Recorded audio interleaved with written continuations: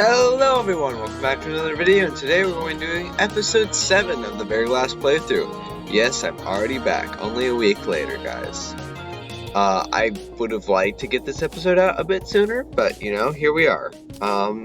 Yeah, so I'm probably gonna get the next one out in the next week, maybe. We'll see. Maybe sooner, actually, on the next one, because, yeah. I'll have more time to dedicate to it. I'm also sorry that my voice might sound kind of scratchy on the recording. Unfortunately, I'm kind of coming down with a cold of sorts, so not much I can really do about that. So what can you do, I guess? The first thing we're doing today is making a tunnel straight to hell. Yes, that's right, ladies and gentlemen. Vera is finally going to hell. Very funny joke. Yes. Very funny.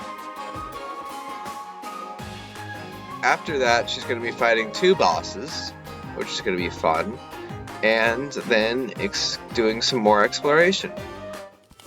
However, Vera needed some obsidian for a couple reasons. One of which was to craft the lava charm accessory, which will protect her for 7 seconds from touching lava. She also needs obsidian to make hellstone bars, as the hellstone is too molten in order to actually have a form without obsidian.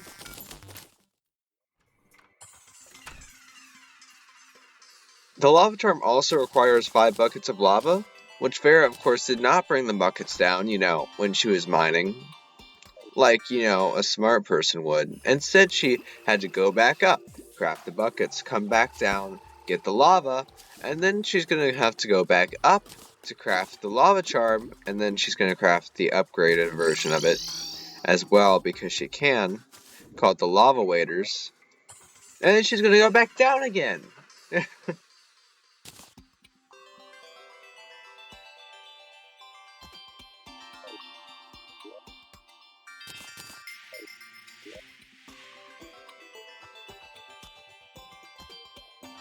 The lava waders require water walking boots, the obsidian skull, the lava charm, and then assemble them all together to get the lava waders, which provides immunity to hot blocks, 7 seconds of immunity to lava, and also allows you to walk on both lava and water at will.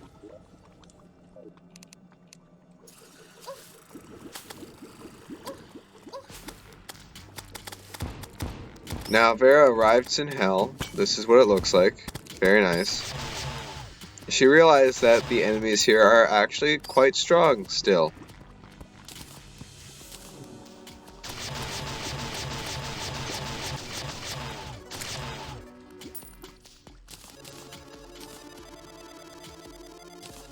So Vera is going to try to make this quick.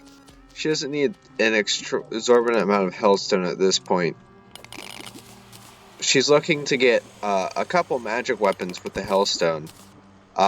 They are called the Hellwing Staff and the Flare Bolts.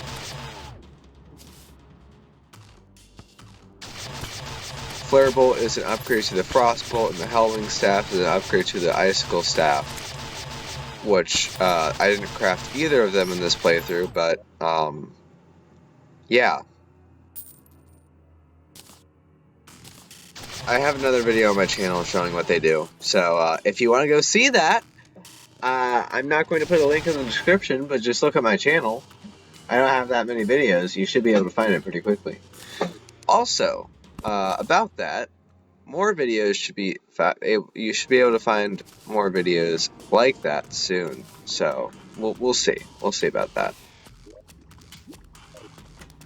Vera got the Hellforge, which is required to make Hellstone, and had a close call with a demon there, lost half of her health. There's another demon here, and unfortunately this time she wasn't so lucky. I haven't had a death in like 2 episodes, but yeah. We're back on the deaths train, ladies and gentlemen. You get to see that beautiful death counter. Also, Vera's back to collect more lava because guess what? The magic weapons require lava as well. And she thought ahead yet again and didn't bring more buckets. Genius! Genius, Vera. Good job, Vera. Okay, so we got the flare bolts. Good reforgement on that. And the Hellwing Staff. The Hellwing Staff is good because it can actually go through walls, which makes it very useful. And the Flare Bolt is good because it bounces a lot off walls.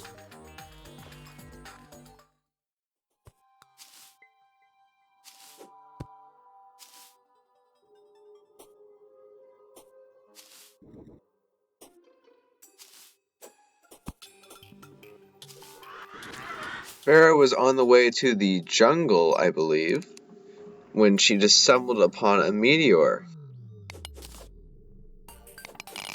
And there we go, another beautiful, satisfying meteor mine.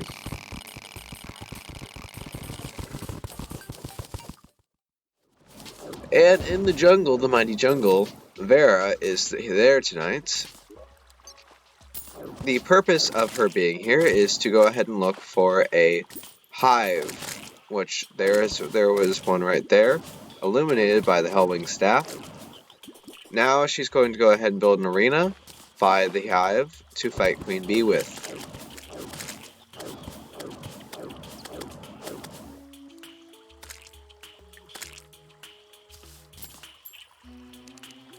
Queen Bee is technically an optional boss, but then again, a lot of the bosses we fought so far are technically optional, so... And of course, it's because of weapons. Queen Bee gives the opportunity to get the not the Hornet Staff, the Bee Gun. And the Bee Gun is pretty good against Skeletron.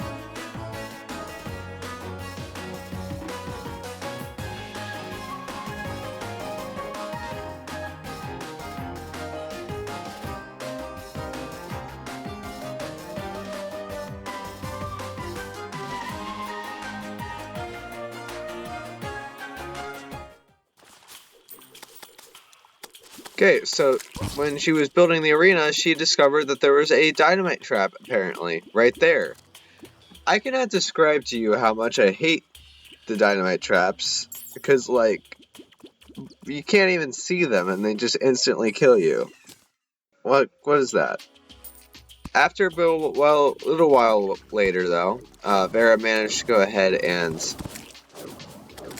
complete the arena. And now let the fight commence.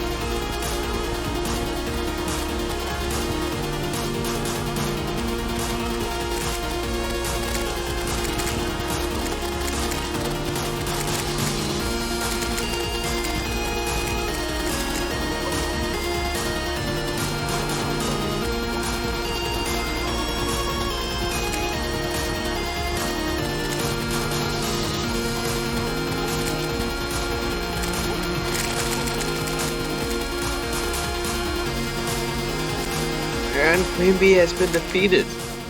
Look at that. The Shade Rain staff took care of a lot of the tinier bees that spawned, and the pulse pistol was very good for damage, as well as the flare bolt for general damage as well, because Queen Bee is quite fast and hard to hit. She dropped the honeyed goggles, which is a mount that allows you to fly. However, Vera was not really concerned with that at this moment because she was going to fight Skeletron instead. So, upon completion of the Skeletron arena at the dungeon, she went ahead and decided to summon Skeletron.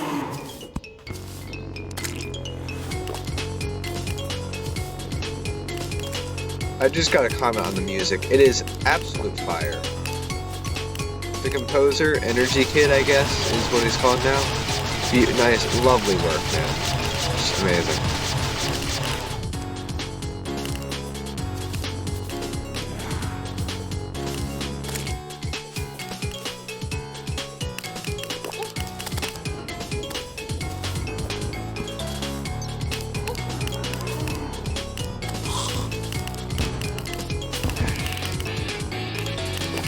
Vera has to destroy the hands of Skeletron before she can actually do any good damage to his head.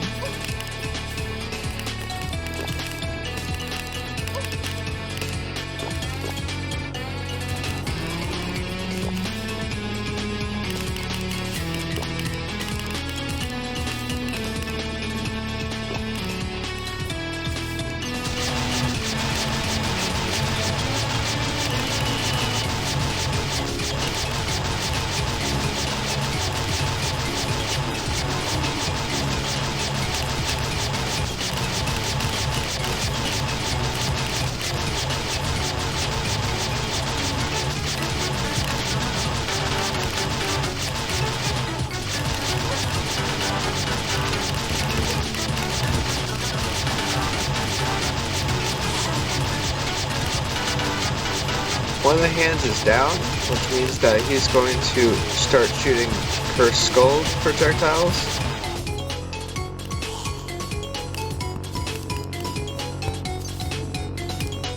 Now both of the hands are down and Vera can start damaging his actual head, which is what's going to kill him.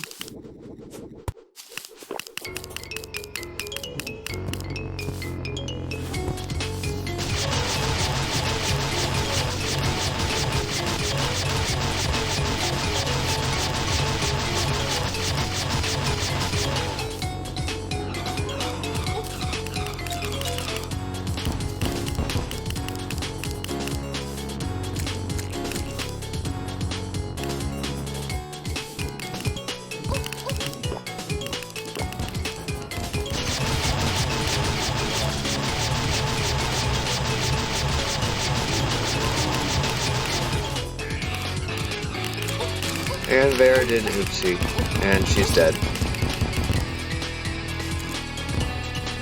You cannot let the skull touch you, and especially not try to get out by using the Shield of Cthulhu. She tried it again the next night, which was fun waiting for. And it didn't go much better.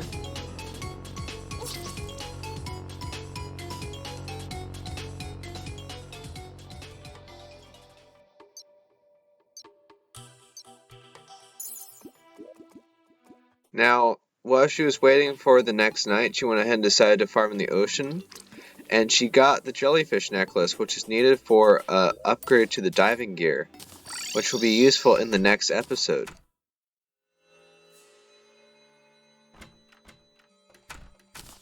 Jellyfish diving gear has now been crafted. And then it became night, so she decided to face Skeletron for the third and the final time.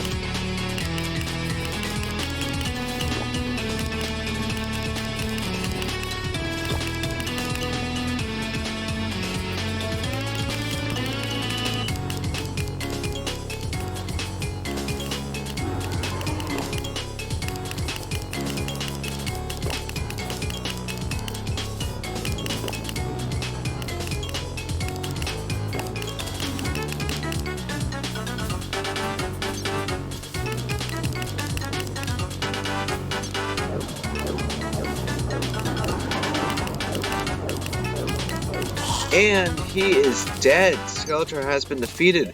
And because of the fact that Vera was actually good at video games, he went down on the 3rd try. Vera got the Skeletron hand, which is the new grappling hook, which Vera was pleased by. And also, we're into the dungeon. You'll notice Vera making letters above certain objects. This is to demarcate certain locations of the biome chests. There's only about 4 or 5 of them in the world, and it's a lot easier to find them if there's, torches telling you which one is which.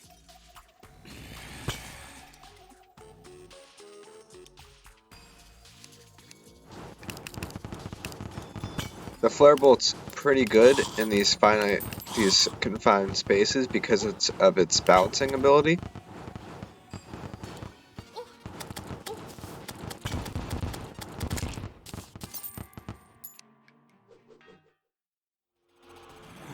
She went ahead and explored for a bit and found the mechanic NPC, which will allow her to have access to wires in the future, which will be good for farms and whatnot.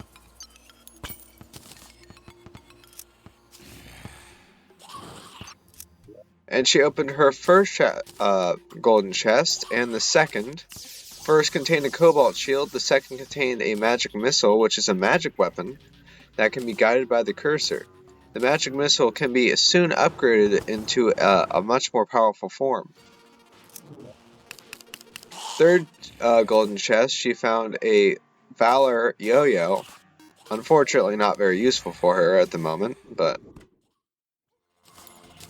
Fourth and fifth golden chest contains a shadow key, which she desperately needs.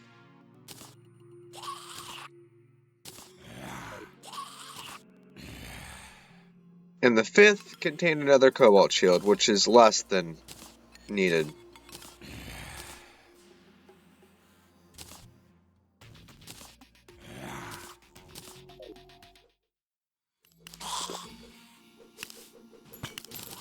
Vera also got the tally counter, which is a rare drop from skeletons in the dungeon that tells you how many enemies you've killed.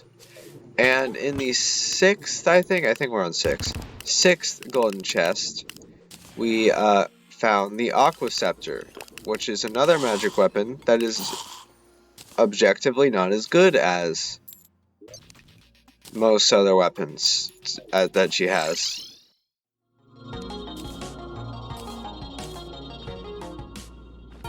Now that she has the tally counter, she can make the REK 3000.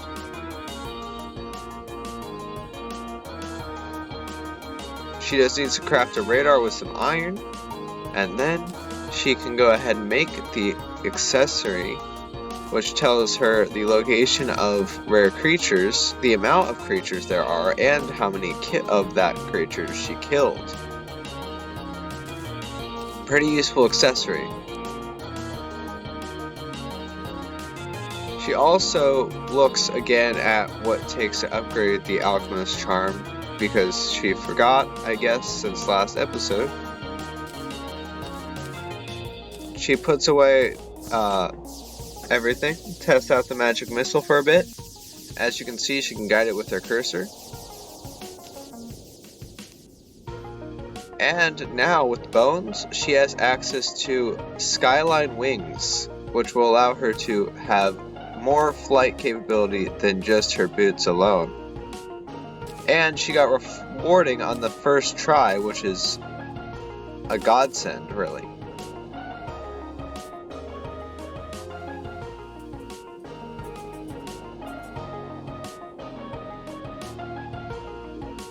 And that's it. That's all. I hope you enjoyed, and I'll see you in the next episode coming out soon.